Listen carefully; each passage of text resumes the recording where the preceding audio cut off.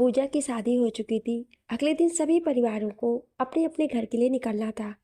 राजवीर सो रहा था, तभी उसे महसूस हुआ कि किसी ने उसके सीने पर हाथ रखा है। उसने अपने साइड में हाथ लगाया तो उसे महसूस हुआ कि कोई उसके बगल में सोया हुआ है। उसने साइड टेबल की तरफ हाथ किया और लाइट जलाया, और जब वो पलट कर अपने बगल में देखता है तो वहाँ पर तान्या लेटी हुई थी। राजवीर उठकर बेड से खड़े होते हुए तान्या की तरफ देखकर कहता है, ये क्या बदतमीजी है तान्या, तुम यहाँ क्या कर रही हो? तान्या यूं ही लेटे हुए राजवीर से कहती, क्या हुआ? क्या मैं तुम्हें इन कपड़ों में अच्छी नहीं लग रही? राजवीर अब जाकर उसे कपड़ों में देखता है, जो कि उसके बदन को ढकने का काम कम और दिखाने का काम ज़्यादा कर रहे थे। राजवीर गुस्से से बेड की दूसरी तरफ आता है और उसके हाथ को पकड़कर उसे बेड से खड़ा करते हुए कहता है, तुम्हारी हिम्मत दिन ब दिन बढ़ती जा रही है। तान्या उसकी बातों को पूरी तरह से इग्नोर करके राजवीर के सीने पर अपना हाथ रखकर कहती है, हिम्मत दिखाने का मौका कहाँ देते हो तुम?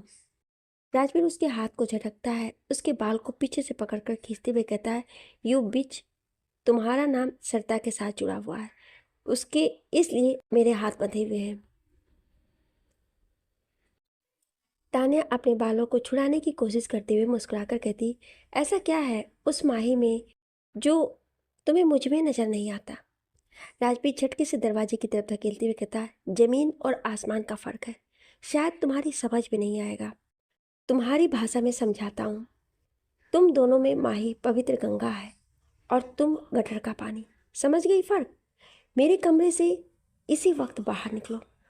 तान्या जाकर राजवीर से लिपटते हुए कहती है, तुम जो भी कहो राजवीर, आखिर है तो एक बच्चे की माँ। मुझ में और एक बच्चे की माँ में क्या तुम्हें कुछ फर्क नहीं आता? राजवीर उसके हाथ को पकड़कर पीछे मोड़ते हुए कहता है, मेरे बच्चे की माँ है वो, और तुम्हारी औकात नहीं कि तुम उसका नाम भी अपने मुंह से लो।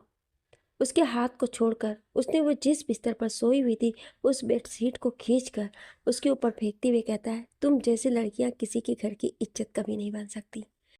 तान्या दरवाजे के पास खड़ी कहती है, अगर शादी नहीं कर सकते तो साथ ही रख लो। इतना प्यार करती हूँ तुमसे कि तुम्हारे साथ बिना शादी के भी रह सकती हूँ। राजवीर, उस माही जैसी लड़की के लिए तुम मुझे ठुकरा रहे हो? ना जाने इन 5 सालों में उसने किस किस के साथ, उसके बाकी के बोल उसके मुंह में ही रह गए। राजवीर ने उसके गाल पर एक थप्पड़ खींचकर मार दिया था। राजवीर की उंगलियों के निशान उसके गाल पर उभर आई थी। राजवीर उसके गले को अपने हाथों से पकड़ते हुए कहता है, मन तो कर रहा है कि तुम्हें मार दो। जब तक तुम्हारा नाम सरिता से जुड़ा हुआ है तब तक ही सही सलामत हो। जल्दी अपने छुपने के लिए ठिकाना ढूंढ लो, कहकर उसे दरवाजे की तरफ धकेलता है। तान्या जाकर दरवाजे के पास की दीवार से टकरा जाती है और उसके सर पर चोट आ गई थी।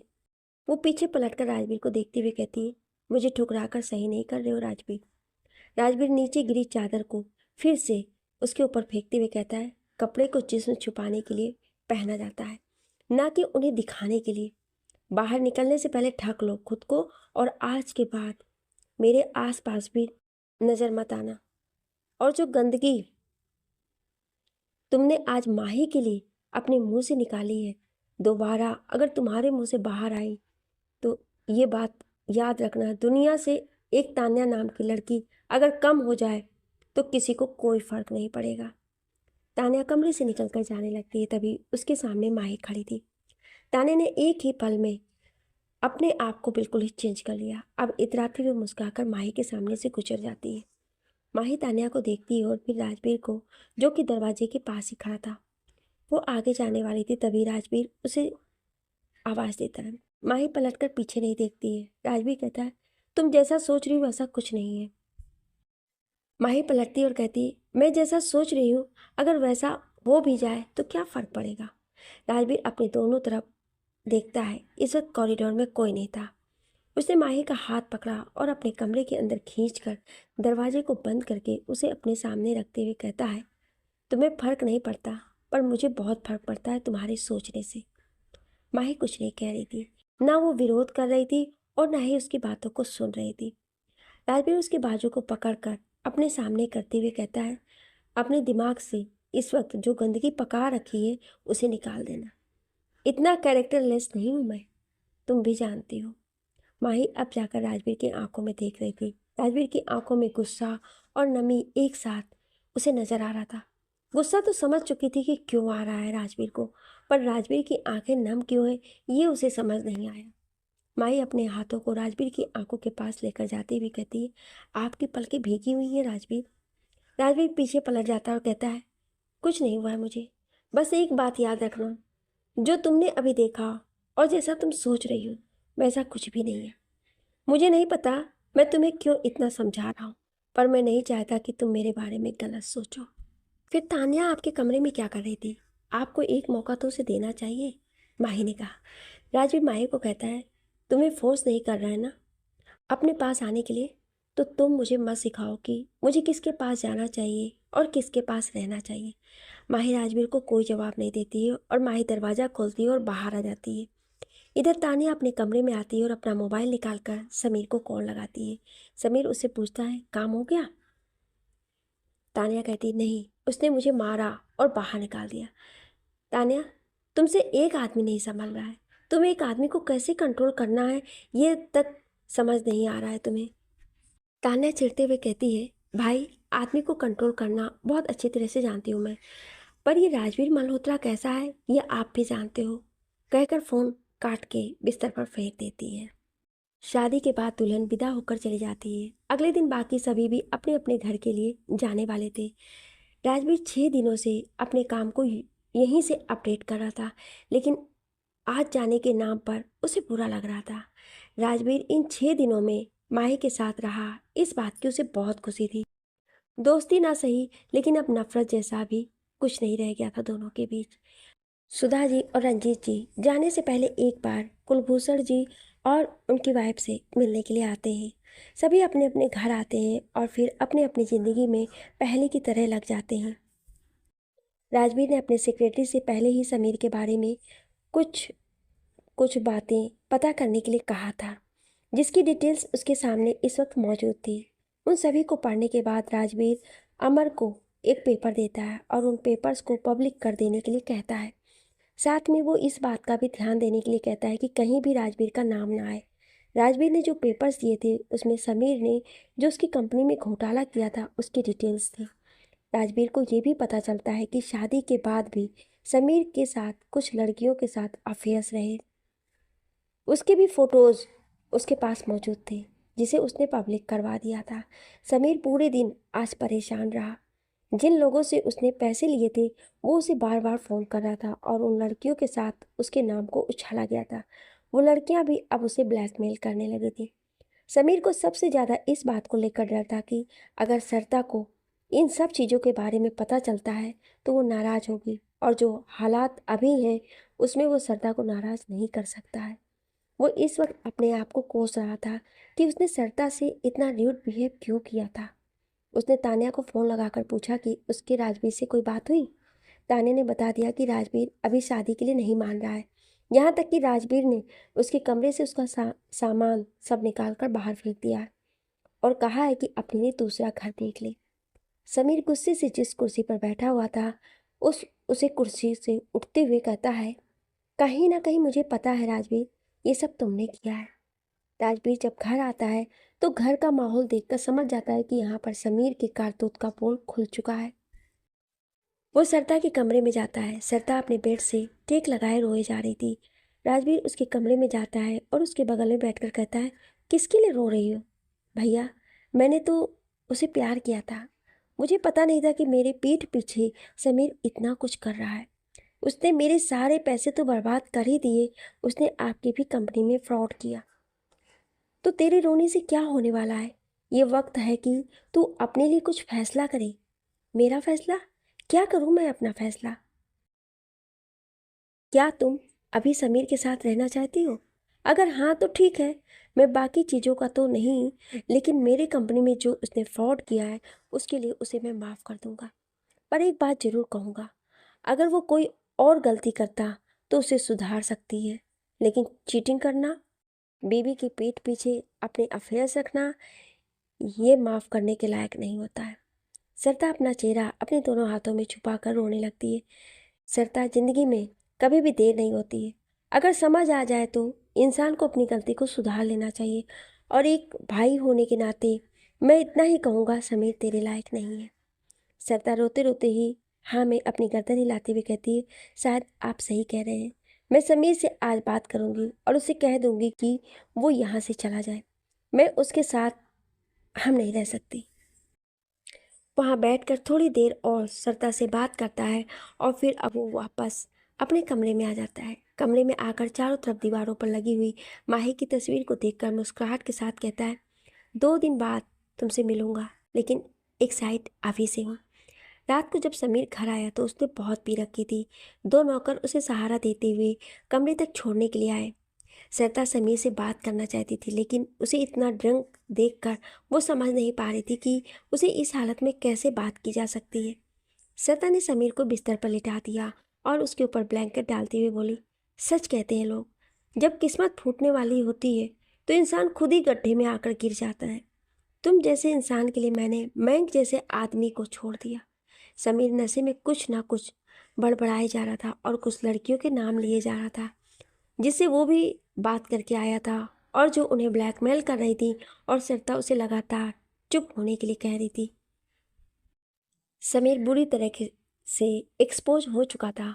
पूरी रात इंटरनेट पर और न्यूज़ चैनल पर समीर के बारे में बातें आती रहीं।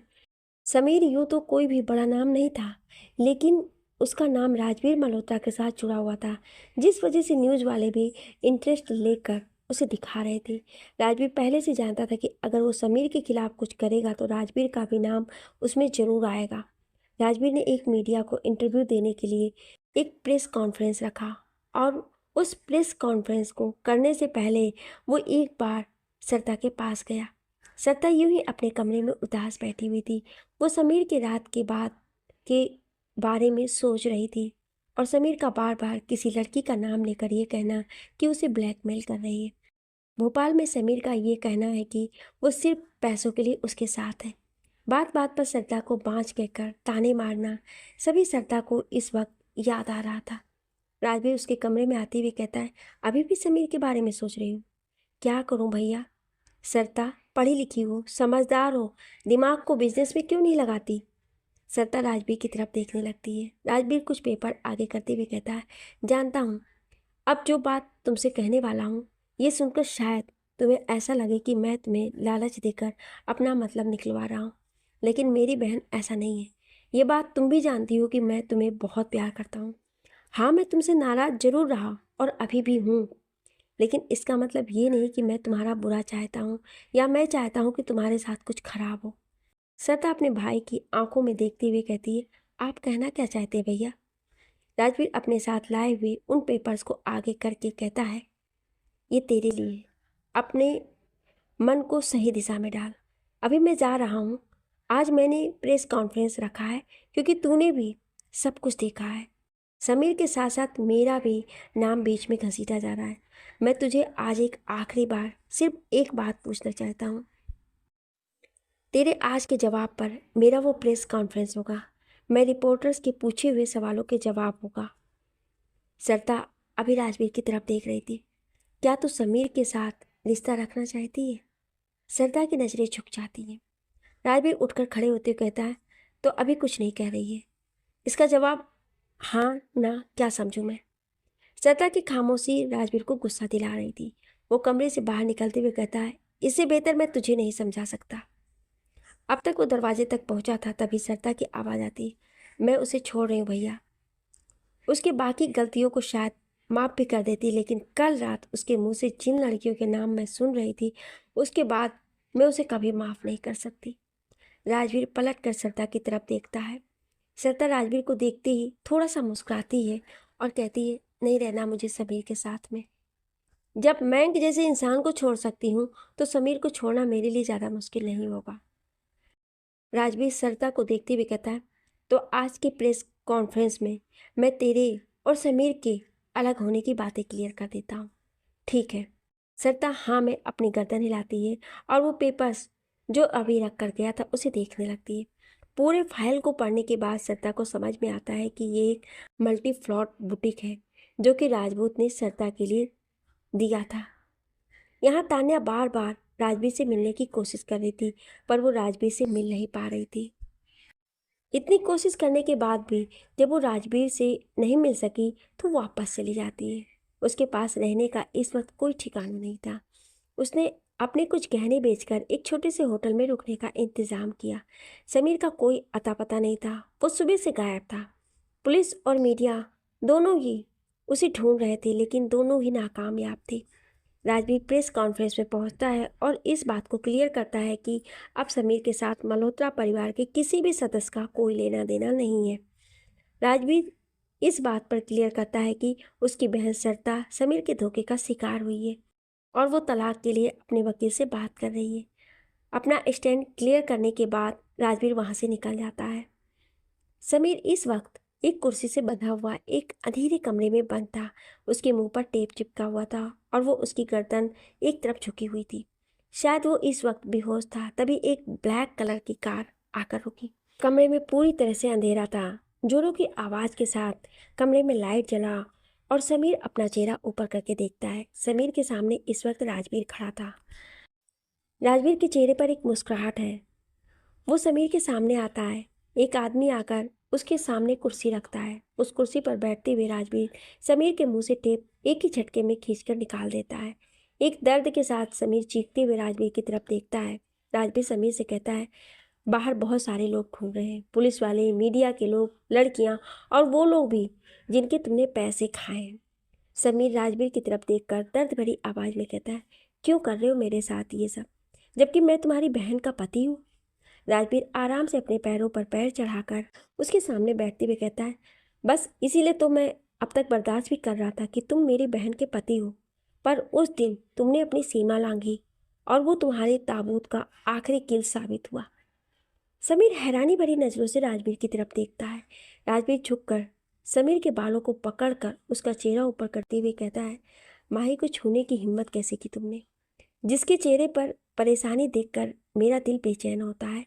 तुम्हें पता है, पूरे 3 दिन तक उसके चेहरे पर तुम्हारे नाखूनों के निशान देखे मैंने। मुश्किल से मैं खुद को वहाँ संभाला है। जानते हो तुम, सिर्फ और सिर्फ इसलिए क्योंकि तुम मेरी बहन के पति थे और वहाँ पर मैं अपने परिवार का कोई तमाशा नहीं करना चाहता था। राजवीर वहीं टेबल पर रखे हुए एक चिमटे को हाथ में लेता है और उस हाथों से मोड़कर गोल गोल घुमा देता है। समीर राजवीर की ताकत देखकर हैरान था। उसे चिमटे से समीर के गाल पर खरोंचते हुए राजवीर कहता है, जिस दर्द को माही ने सहा होगा उसे तुम भी सह कर देखो, उससे ज़्यादा तुमसे सहन करके देखोगे कि कैसा लगता है। कहते हुए उसके गाल पर खरोंचने लगता है। दोनों गाल पर लंबे लंबे निशान बन चुके थे, जिसमें से खून बाहर आ रहा था और समीर जोर जोर से चिल्ला रहा था। राजवीर मुस्कुराकर उस चिमटे को अपने पीछे खींचता है और कहता है, भले ही बदला मैं लेट से लेता हूँ, लेकिन सूद समेत लेता हूँ। समीर उसे दर्द भरी आवाज़ में फिर से कहता है, अभी मैं तुम्हारी बहन का पति हूँ। अगर उसे पता चला कि उसके भाई ने उसके सुहाग के साथ क्या किया है, वो कभी माफ़ नहीं कर सकती तुम्हें। राजवीर कहता है, वो सब बात करके आ रहा हूँ मैं। तुम जैसे धोखेबाज से कोई मतलब नहीं है। अकल आ गई है उसे। समीर मुस्कुराते हुए उसे देखकर कहता है, तब तक जब तक उसने मुझे नहीं देखा है। जब मुझे इस हाल में देखेगी तो तुमसे जाकर लड़ेगी। राजवीर उसे एक थप्पड़ मारता और कहता है, जब देखेगी तब मुझसे लड़ेगी ना, लेकिन जब तुम्हें देखेगी ही नहीं तो कैसे।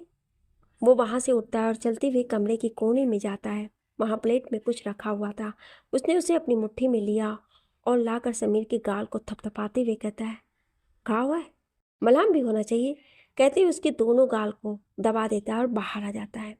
राजवीर के हाथों में अभी नमक था, जो कि समीर के गालों पर अब लग चुका था, और उसे जख्म पर नमक लगते ही समीर की चीख उस घर के बाहर तक आ रही थी।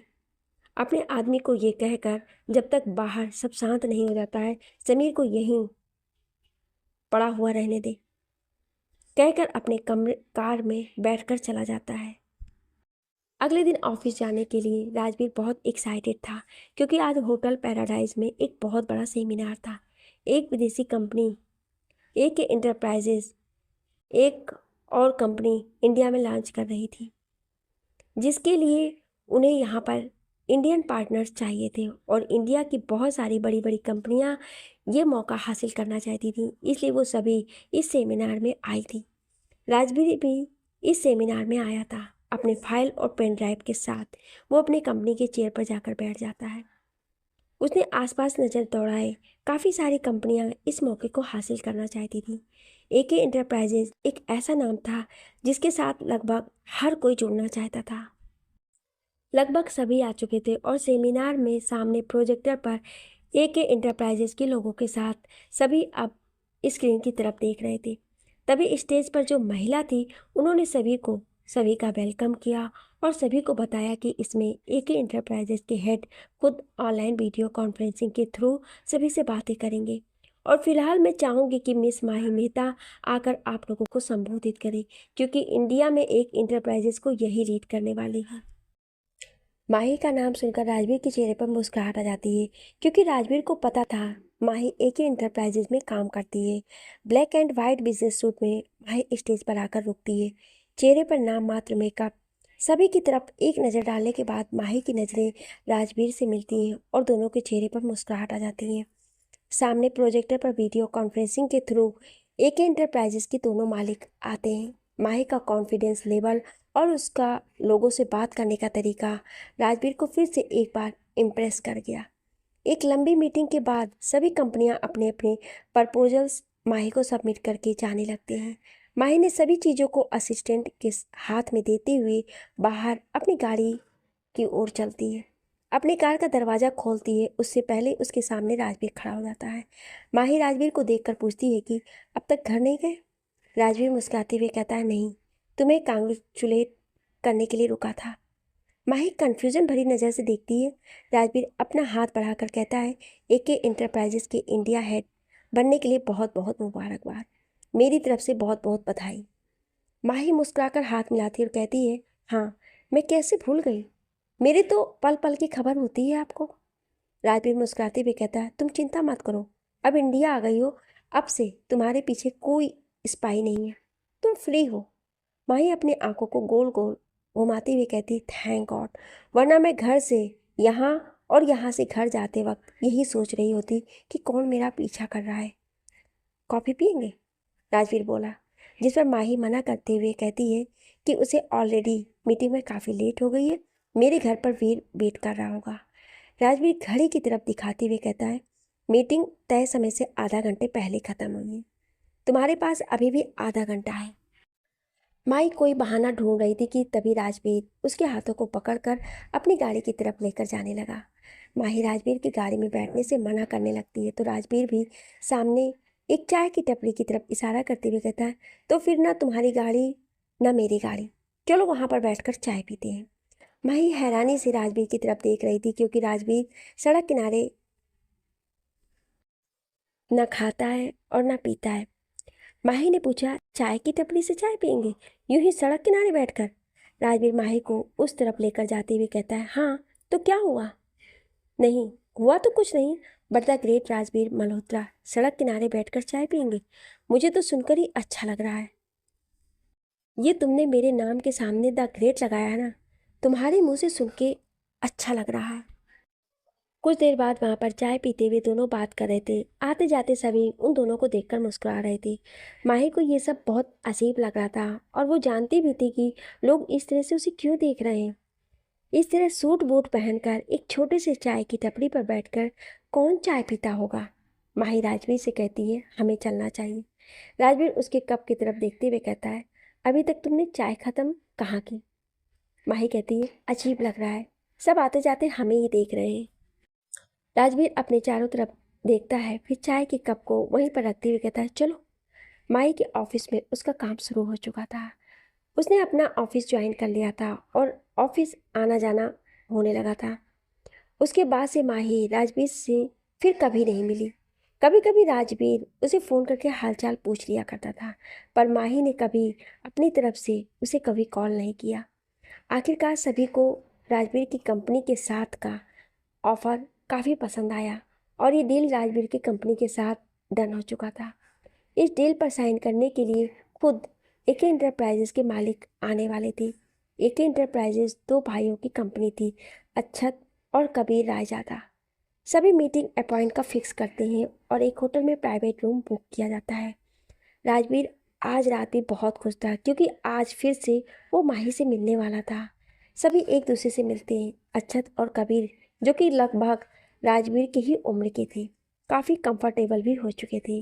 डील साइन हो गए कि वो दोनों कंपनियां साथ में काम करने वाली थी। कुछ ही दिनों बाद काम शुरू हो गया था और इसमें 2 महीने बीत गए। श्रद्धा अपनी बुरी दौर से बाहर तो आ रही थी, लेकिन अब वो थोड़ी सी उखड़ी उखड़ी से रहा करती थी। बात बात पर गुस्सा आना, ज़्यादा अपनी फैमिली के साथ न बैठना, सुधा जी को और रंजीत जी को श्रद्धा का ये व्यवहार दुख जरूर पहुंचाता था। लेकिन वो जानते थे कि दो दो शादी टूटना और समीर से मिला धोखा श्रद्धा को अंदर ही अंदर परेशान कर रहा था।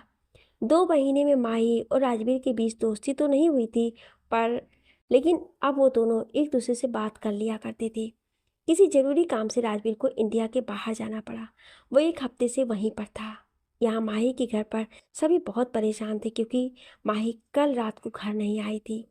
सभी ने इधर पता लगाना कोशिश किया कि जब पता नहीं चला तो हार कर पुलिस स्टेशन पहुंचे। पुलिस में कंप्लेंट दर्ज करवाने के लिए वहां गए तो पुलिस वालों ने अगले दिन माही के ऑफिस में जाकर पता लगाने की कोशिश की। ऑफिस में जाकर ये पता चला कि दोपहर में माही किसी काम से बाहर निकल गई थी। उसके बाद वो ऑफिस आई ही नहीं। उसकी मोबाइल स्विच ऑफ बता रहा था। घर में सभी परेशान थे। किसी को समझ नहीं आ रहा था कि माही अचानक कहाँ चली गई।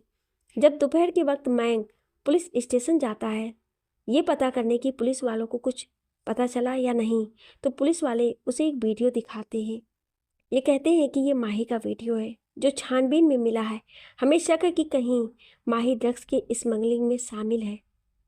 मैंक ने बोला, क्या बकवास कर रहे हैं सर आप? ये एक अच्छी कंपनी में वो एक अच्छी पोस्ट पर काम करती है, आप क्या कह रहे हैं? पुलिस वाले कहते हैं माही के खिलाफ काफ़ी पुख्ता सबूत मिले हैं जिसमें माही एक कमरे में गई है। उसके बाद उस कमरे से जब वो बाहर निकली है तो उसके हाथ में एक बैग था। हमें शक है कि उस बैग में ड्रग्स है। और जब उस कमरे में गए तो उसने हमें डेड बॉडी मिली, जिससे साफ जाहिर होता है कि माही ने उस लड़की को मारकर ड्रग्स लेकर वहाँ से भागी है। हमें ये भी पता नहीं चला कि वो लड़की कौन है जिसका खून माही के हाथ हुआ है। हम पता लगाने की कोशिश कर रहे हैं। मैं पुलिस वालों की सोच पर हैरान था। वो घर आता है और कुलभूषण जी को सारी बातें बताता है। सभी परेशान थे। माही की कोई खबर नहीं थी। पुलिस ने अपनी तरफ से जो इन्वेस्टिगेशन करके सामने रखा था उसमें ये बात साफ साफ दिखाई दे रही थी कि सारे सबूत यही बता रहे थे कि माही ने खुद भी उस दिन बहुत नशा किया हुआ था और वो उस कमरे में गई, उस लड़की को मारा और उसके हाथ से ड्रग्स का बैग लेकर वो गायब हो गई। आज 4 दिन बीत गया था। माही का कोई अता पता नहीं था। राजवीर आज इंडिया आया और अपनी कंपनी गया। उसे पता चला कि माही 4 दिनों से मिसिंग है और यहाँ पर क्या क्या हो रहा है ये सारी बातें राजवीर को पता चली। राजवीर अपने सेक्रेटरी को बहुत फटकार लगाता है कि उसे ये सारी बातें पहले उसे बतानी चाहिए थी। सेक्रेटरी ने कहा कि आप जिस काम से गए थे बहुत अर्जेंट था, इसलिए मैं। राजवीर अपनी सेक्रेटरी को डांटते हुए बीच में कहता है कि हर काम से ज़्यादा ज़रूरी है इस वक्त माही को ढूंढना है। हमारे सबसे बेस्ट जासूस चाहिए और ये भी पता लगाओ कि माही को कि यहाँ पर किसी से कोई दुश्मनी वगैरह थी क्या, बीते दिनों में किसी से झगड़ा हो गया हो। तभी राजवीर का दिमाग समीर की ओर जाता है। वो कहता है, समीर कहाँ है?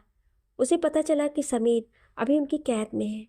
राजवीर खुद भी पुलिस स्टेशन जाता है और सब पता करता है, जहाँ पर उसे वही सब बताया क्या जो कि मैंग को कहा गया था। राजवीर पुलिस वाले पर चिल्लाते हुए कहता है, जो लड़की आज तक कभी नशा नहीं की, आप कहना क्या चाहते हो कि वो नशे में थी? एक मर्डर करके ड्रग्स की स्मगलिंग में शामिल है। राजवीर गुस्से में पुलिस चौकी से बाहर आता है। राजवीर ने अपने जासूसों को भी लगा रखा था सच्चाई क्या है ये पता करने के लिए, पर किसी के हाथ कुछ नहीं लग रहा था। 4 दिन से माही कहाँ है किसी को नहीं पता था। वीर अपनी माँ के बारे में पूछता है तो उसे ये बता देते हैं कि माही काम पर बाहर गई है। राजवीर को वीर की बहुत चिंता हो रही थी। वो जानता था वीर अभी छोटा है, अपनी माँ को नहीं देखेगा तो परेशान हो जाएगा। हालांकि उसे ये भी पता था कि माही का पूरा परिवार वीर को बहुत अच्छी तरह से संभाल रहे होंगे। माही के बारे में और जानने के लिए राजवीर मैंग से मिलने की सोचता है और मैंग को फ़ोन करके मिलने के लिए बुलाता है। मैंग क्योंकि जानता है कि राजवीर की पहुंच बहुत आगे तक है, वो माही को ढूंढने में उसकी मदद लेने से सोचता है। माही को गए हुए 5 दिन हो चुके थे। हर कोई अपनी अपनी तरह से पता लगाने के लिए कोशिश कर रहे थे। माही के ऊपर इस वक्त ड्रग स्मगलिंग और मर्डर का आरोप था। पुलिस उस लड़की की जांच कर रही थी जिसका मर्डर हुआ है। अभी तक उसकी आइडेंटिटी पता नहीं चली थी। राजवीर आज पूरी रात अपने खास लोगों से बात करता रहा जो कि उसके लिए जासूसी का काम करते थे। सुबह 8 बजे पुलिस के सभी बड़े अधिकारी राजवीर के घर पहुंचे। राजवीर ने उनसे रिक्वेस्ट किया कि वो सभी पहले माही को ढूंढने में मदद करें। जैसे माही मिल जाएगी वो बता सकती है कि उस दिन क्या हुआ था। तब तक के लिए जो इस तरह के माही को लेकर अफवाह उड़ रही है उसे भी रोका जाए। सभी राजवीर को भरोसा देते हैं कि वो उसका साथ देंगे और उनके घर से चले जाते हैं। राजवीर को 10 बजे पुलिस स्टेशन से फ़ोन आता है। उसे पुलिस स्टेशन आने के लिए कहा जाता है। उसको लगा कि शायद माही के बारे में कोई सुराग मिला होगा या इससे जुड़ा हुआ कुछ ऐसा होगा, इसलिए राजवीर को बुलाया जा रहा है। राजवीर जल्दी ही पुलिस स्टेशन पहुंच चुका था। पुलिस वालों ने एक तस्वीर राजवीर के सामने रखी और कहा, क्या आप इस लड़की को जानते हैं? राजवीर बिना तस्वीर को देखे हुए ही कहता है, क्या आप माही की बात कर रहे हैं? पुलिस वाले ने कहा, नहीं, आप इस तस्वीर को देखिए और मुझे बताइए, क्या इस तस्वीर वाली लड़की को आप जानते हैं? राजवीर ने टेबल पर से उस तस्वीर को उठाया और तस्वीर को देखते ही उसकी आंखें हैरानी से बड़ी हो गईं। उसने पुलिस वाले को देखा और कहा, इसका इस सब से क्या लेना देना?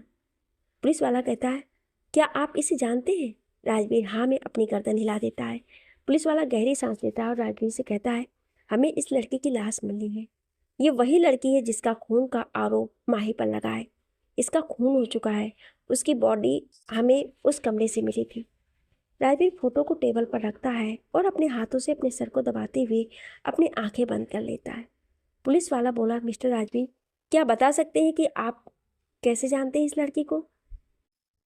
राजवीर अपनी आंखें खोलता है और पुलिस वाले को देखते हुए कहता है, मेरी बहन की ननद है, तान्या नाम है इसका। पहले हमारे साथ हमारे घर में रहा करती थी, पर पिछले कुछ वक्त से मेरी बहन और उसके हस्बैंड के बीच में कुछ ठीक नहीं था, तो ये दोनों भाई बहन हमारे घर से चले गए थे। उसके बाद फिर पता नहीं क्या हुआ। इसके बाद आपसे ही सुन रहा हूँ कि इसका खून हो चुका है। तान्या के बारे में जो सारी बातें राजवीर पुलिस को बताती है, उसने पुलिस में अपना बयान दर्ज करवाने के बाद राजवीर पुलिस स्टेशन से बाहर आया। घर जाकर उसे सभी को बताया कि तान्या अब इस दुनिया में नहीं है, उसका खून हो चुका है और उसी के खून का आरोप माही पर लगा है। सरिता ये बात से दुखी हुई क्योंकि तान्या के साथ उसकी अच्छी बातें हो जाया करती थी। उसे इस बात का दुख हुआ कि तान्या इस दुनिया में नहीं। उसने राजवीर की तरफ देखकर कहा, माही को क्या मिला तान्या को मारकर? तान्या से ऐसी क्या दुश्मनी थी माही की? राजवीर गुस्से से सरिता की ओर देखते हुए कहता है, माही ने तान्या को नहीं मारा है। ये किसी तरह की गलत फहमी है जिसे दूर करनी है। सरिता गुस्से होते हुए कहती है, आपको कैसे पता है भैया? सारे सबूत उसके खिलाफ हैं। राजवीर गुस्से में खड़ा होता है और सरिता की तरफ देखते हुए कहता है, मुझे अफसोस कि तुम बदलने के नाम पर भी बदल नहीं पा रही। तुमने अब तक नहीं इतना ही नहीं समझा कि माही किसी का खून करना तो दूर, किसी को छोटा सा नुकसान भी नहीं पहुंचाने वाली लड़की है। उसकी वजह से किसी को तकलीफ हो तो एक तकलीफ माही को भी होती है, और तुम उस पर खून का आरोप लगा रही हो। राजवीर को गुस्सा होते देख सरिता बोली, भैया वो खुद भी गायब है। इसका मतलब है कि उसे डर है कि पुलिस उसे पकड़ लेगी, इसलिए वो छुप रही है। राजवीर वहां पर पड़ी हुई फूलदान को उठाता है और जोर से जमीन पर पटकते हुए कहता है, इस घर में दोबारा मुझे माही के ऊपर कोई आरोप नहीं चाहिए। मुझे लगता है मैं बहुत साफ शब्दों में आप सबको ये बात बता दी है, तो मुझे दोबारा ये दोहराना ना पड़े। कहते वो अपने कमरे में चला जाता है। सुधा जी सरिता से कहती हैं कि क्यों ऐसे बातें करती है जिससे उसका दिल दुखे।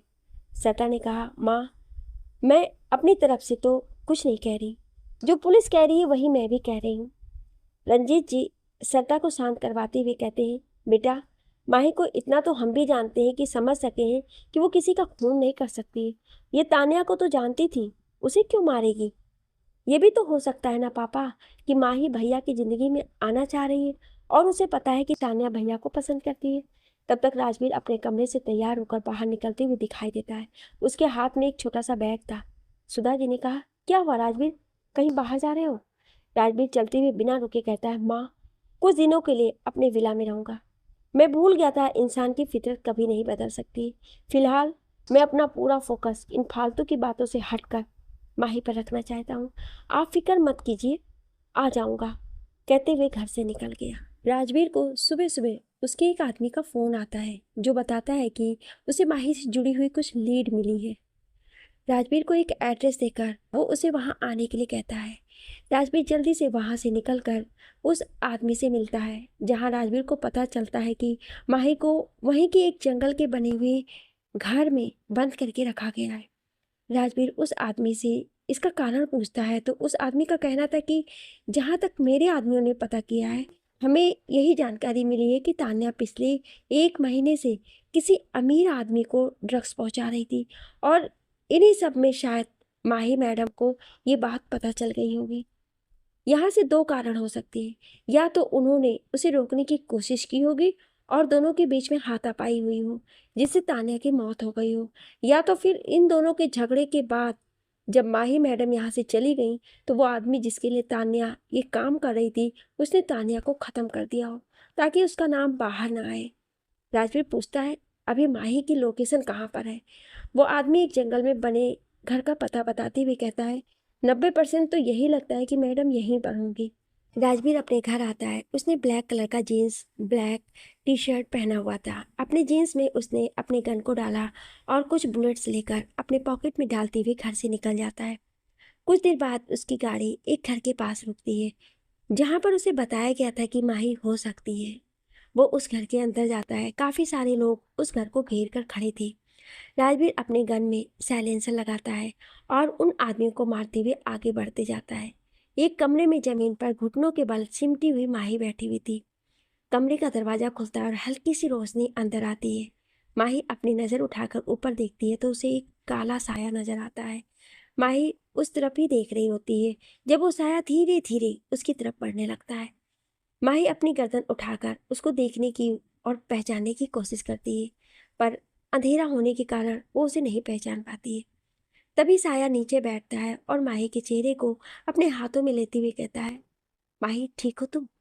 यह आवाज़ सुनते ही माही झट से अपने घुटने पर बैठती है और उस साया के गले लगकर कहती है, राजवीर, राजवीर, प्लीज़ ले चलो मुझे यहाँ से। राजवीर माही को कस के अपने गले से लगाता है और कहता है, तुम चिंता मत करो, तुम्हें ले जाने ही आया हूँ, कहते हुए माही को खड़ा करता है। माही को घुटने में बहुत चोट लगी थी जिसके कारण वो ठीक से चल नहीं पा रही थी।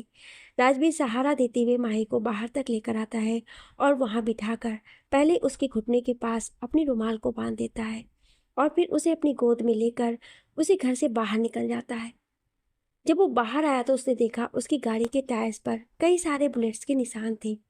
वो समझ गया कि उन गुंडों ने किया होगा। राजवीर माही को लेकर आगे जाने लगा। तभी वहां पर 6-7 कारें आकर रुकी। सभी माही और राजवीर की तरफ देखकर गन पॉइंट करके खड़े हो गए। राजवीर माही को लेकर जंगल में अंदर की तरफ भागने लगता है।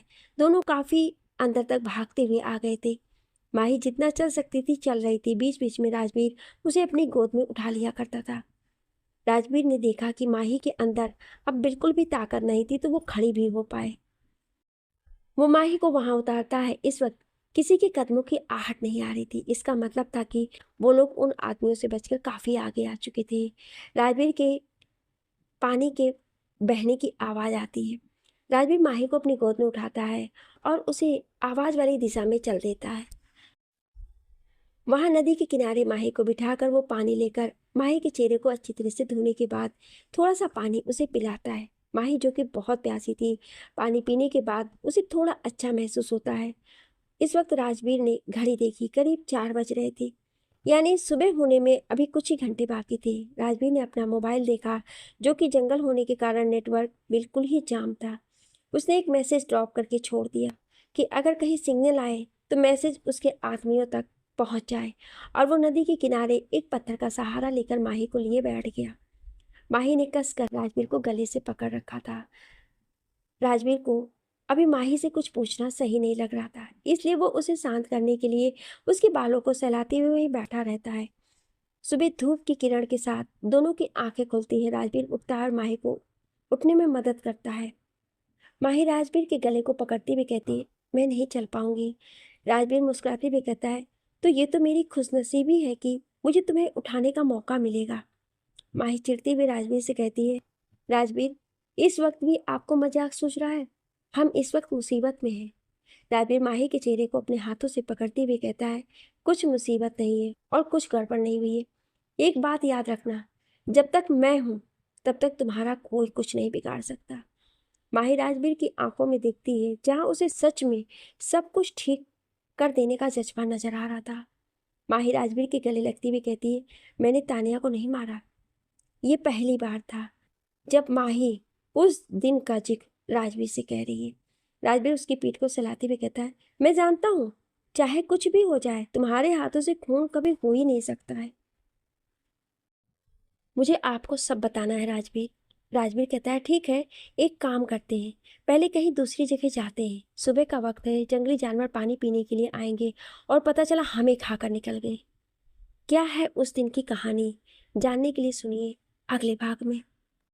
क्या आप अगला भाग सुनना चाहते हैं तो कमेंट में यस जरूर लिखिएगा। Thank you.